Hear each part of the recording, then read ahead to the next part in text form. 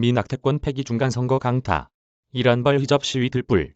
2022년 전세계 주요 위기와 갈등의 최전선에는 여성이 있었다. 전쟁과 경제 위기에 맞서고 자유와 인권을 외치는 각국 상황 속에서 여성의 투쟁은 어느 때보다 빛났다. 어떤 곳에서는 평등을 향한 의미 있는 진전을 이루었고 다른 곳에서는 좌절의 쓴맛을 보기도 했으나 변화를 주도하는 움직임은 멈추지 않았다. 올해 여성을 일어서게 한 5대 국제 이슈를 돌아본다. 우크라이나 전쟁터의 여성들. 여성의 삶을 완전히 바꿔버리는 전쟁에서 여성의 이야기는 쉽게 지워진다. 300일 넘게 장기화한 러시아의 침공 속에서 우크라이나 여성은 참전 군인으로서도 피해자로서도 담론의 주변부로 밀려났다. 실제로는 5년 전보다 여군 숫자는 약 2배 늘어 4만 명을 기록했으며 이 중 5천여 명이 최전선에 배치됐다. 이제 여성 저격수나 포병, 전차병을 찾는 일은 어렵지 않다. 여성 농부 약 10,000명은 군인들에게 숙식을 제공하며 전쟁에 참여했다. 여전히 여성이 군대라는 남성 중심 세계에서 뿌리내리기 위해 견뎌야 하는 현실은 만만찮다. 하르키우 지역에서 전투에 참가한 마리나 몰로슈나는 영국 BBC의 남성 전투원은 자연히 존경을 받지만 여성은 자신의 가치를 증명하라는 요구를 끊임없이 받는다고 했다. 러시아군의 성폭력은 전쟁 중 우크라이나 여성이 겪는 가장 큰 위험 중 하나다. 우크라이나 의회는 4월 첫 2주 동안에만 성폭행 상담 약 400건이 접수됐다고 전했다. 신고하지 않은 경우를 감안하면 피해자는 훨씬 더 많을 것으로 보인다. 여성들 증언에 따르면 러시아군이 후퇴하기 직전에 가장 잔인하고 폭력적인 성폭행이 일어났다. 부차에서는 러시아 병사들이 14에서 24세 여성 25명을 지하실에 가두고 정기적으로 강간하기도 한 것으로 알려졌다. 이슬람, 복장 규정, 대학 폐쇄, 억압 심화. 이란과 아프가니스탄 등 이슬람 권위주의 체제의 여성 억압이 한층 더 노골화한 한 해였다.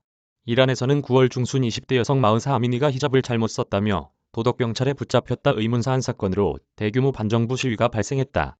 1979년 이슬람 혁명 이후 최장기 시위로 3개월째 이어지고 있다.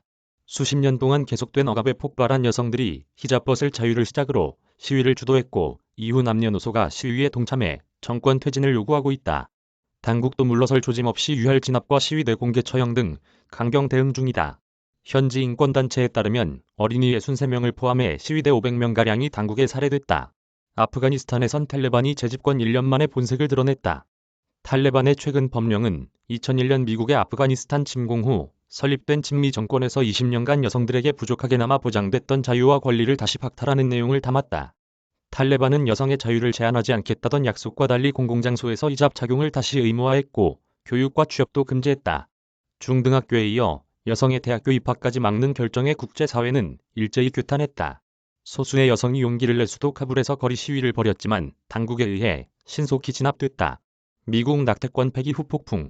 2022년은 임신 중단 권리에 대한 세계 곳곳에 판결에 여성이 울고 웃었다. 미국에서는 연방대법원이 낙태권을 보장하던 판례 로데 웨이드 판결을 49년 만에 뒤집었다.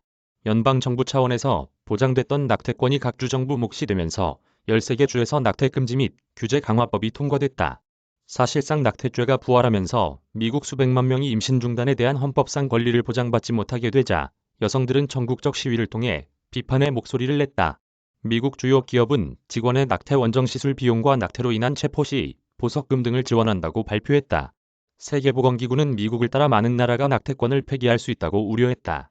조 바이든 미국 대통령은 이번 판결에 대해 비극적 오류라고 말하며 각 주에서 임신 중단을 허용하는 법을 제정할 것을 촉구했다.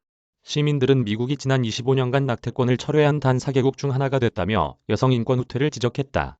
낙태권 이슈는 11월 미국 중간선거를 흔든 뇌관으로 부상했고 공화당의 정권 심판론이 기대 이하의 효과를 내는 요인이 된 것으로 분석된다.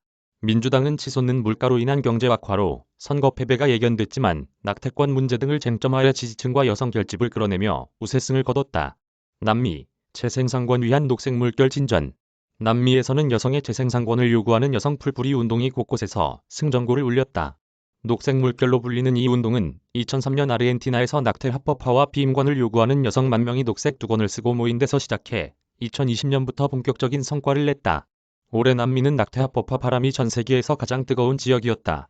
전통적으로 낙태에 가장 부정적인 가톨릭 국가들에서 일어난 변화라 더욱 의미 있다. 콜롬비아에서는 2월 헌법재판소가 최대 24주 동안 낙태를 처벌하지 않겠으니 정부와 의회는 이른 시일 내 관련 정책을 마련하라고 밝혔다.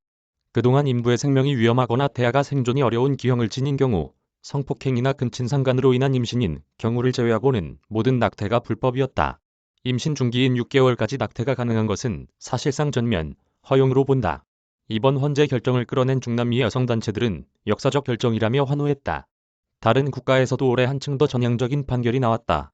에콰도르는 강간 사건에서 낙태를 합법화하는 법이 입법됐고, 세계에서 가장 강력한 낙태죄를 시행했던 엘살바도르는 낙태로 30년형을 선고받아 수감 중이던 여성을 10년 만에 석방했다. EU 상장기업 이사회 의무할당제 도입. 유럽연합의회는 11월 말 상장기업 이사회에 지금보다 더 많은 여성을 둘 수 있도록 하는 법안을 통과시켰다. 이 법에 따르면 2026년부터 상장기업의 비상임이사 40% 이상, 혹은 전체 이사의 33% 이상을 마이너, 성별이 채우도록 했다. 남성에 비해 여성 이사 수가 적다는 점에서 사실상 여성 의무할당제로 볼 수 있다. 성평등을 위한 의무할당제 제안이 나온 지 10년 만이다. 이사회의 여성으로 불리는 새로운 규정에 따라 2026년 6월 말까지 종사자 250인 이상 이윤의 상장기업은 이사회의 남녀 비율을 맞추고 매년 당국의 젠더 대표성에 관한 정보를 제공해야 한다. 목표를 지키지 못했다면 어떻게 맞출지 계획을 내놔야 한다.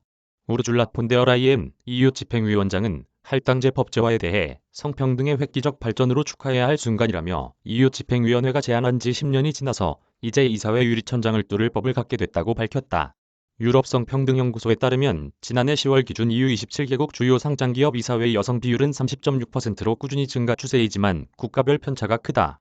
지난해 이미 자체적으로 이사회 여성 비율을 40% 이상으로 규정한 프랑스는 45.3%로 높지만 키프로스는 8.5%로 가장 낮았다. 이사회 의장이나 최고 경영자가 여성인 경우는 10곳 중 1곳에 그쳤다. 정지혜 기자 이메일 주소